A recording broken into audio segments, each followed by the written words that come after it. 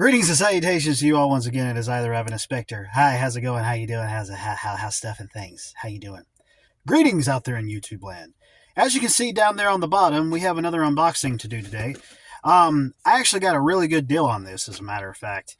The original price for this thing was $100. I didn't spend $100. I spent half of that.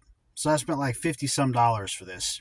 I actually have this game, I still have it, but I'm going to sell it on the Switch. Didn't know they were going to end up doing another console release, if you will. But they did. And honestly, like the frame rates and whatnot on the Switch is kind of eh. So putting it on better tech would obviously make it run better. But they ended up releasing a special edition for this, and as soon as I found out about it, I was like, "Oh, that's actually a really decent price for the special edition that you get, especially with what you get in it." It's like a detective kind of game, and there's a lot of story to it, and there's battles that happen in it. I think it's from the same people who did the Danganronpa series. If you guys have heard of that, I played very little of the first one. They're not really my kind of games in terms of like just constant story scrolling, text scrolling, stuff like this. And here's coming from a guy who plays JRPGs, but those have a lot of gameplay in them, is what I'm saying. Those games in particular, you could kind of travel around a bit. I didn't know all of what you could do, but it wasn't enough gameplay for me to really justify the fact of me continuing to just read constant text all the time. Now, this definitely does have text in it that it's supposed to do. Pardon me while I've had a freaking notification there. But the situation is that I just looked at it and I saw more previews of it and I saw some reviews of it and I'm like, yeah, this looks pretty sweet. Because like the battle system, if you will, is enemies that are throwing lines of truth and lies at you, and you have to basically decide what's true and what's not from everything that you've gathered throughout the cases. And there's different like attacks and stuff that you'll do to be able to fight said people who you're accusing of certain things that's happening in the different missions and situations that you're getting yourself in. But that's enough rambling. But this is it right here, the Master Detective Archives Raincode Plus. Obviously it's Plus considering they re-released it. The Lucid Noir Limited Edition.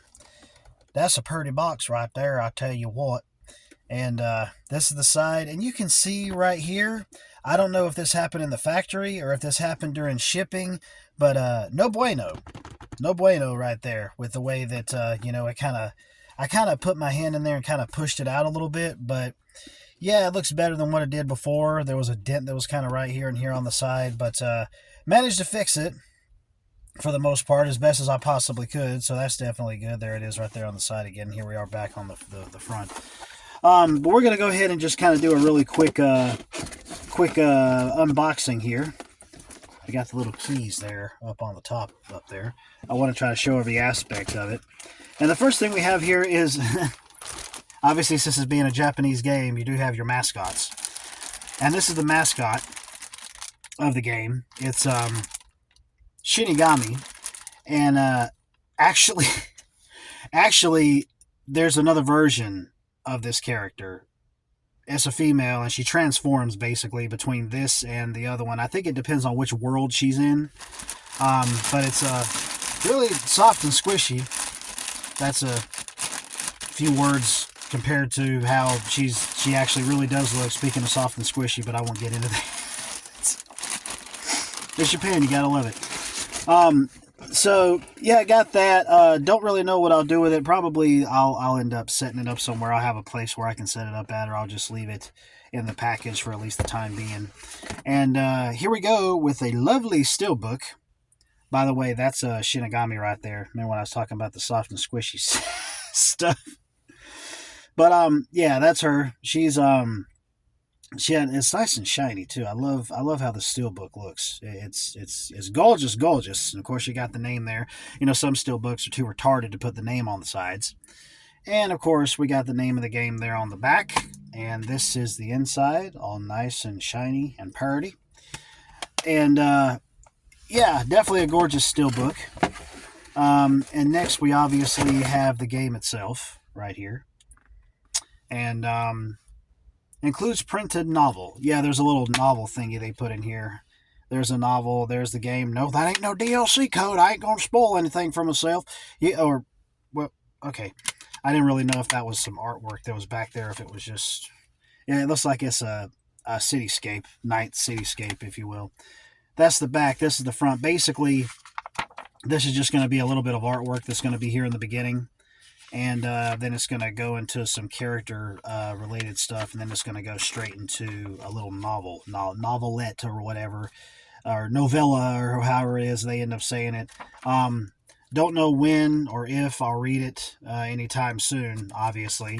And Japanese developers like doing that with some of their games, but because obviously they like really expanding their worlds and characters for people. They really put a lot of emphasis on that, which is another reason why I liked it. Like Japanese related games so much, they don't try to be so one note with their characters. And we got the soundtrack here. There's 10 tracks on it. Don't know if this is the whole soundtrack or not, but regardless of that, there it is right there. Noise of Neon.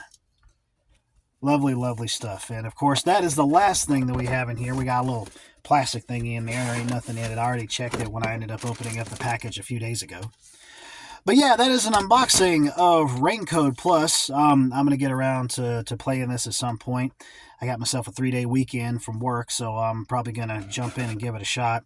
Probably not going to stream it. There's only certain games that I really want to stream, given how their content is. I want stuff that's really happening and going and moving a whole lot, Kind of really realize that from games that I played in the past.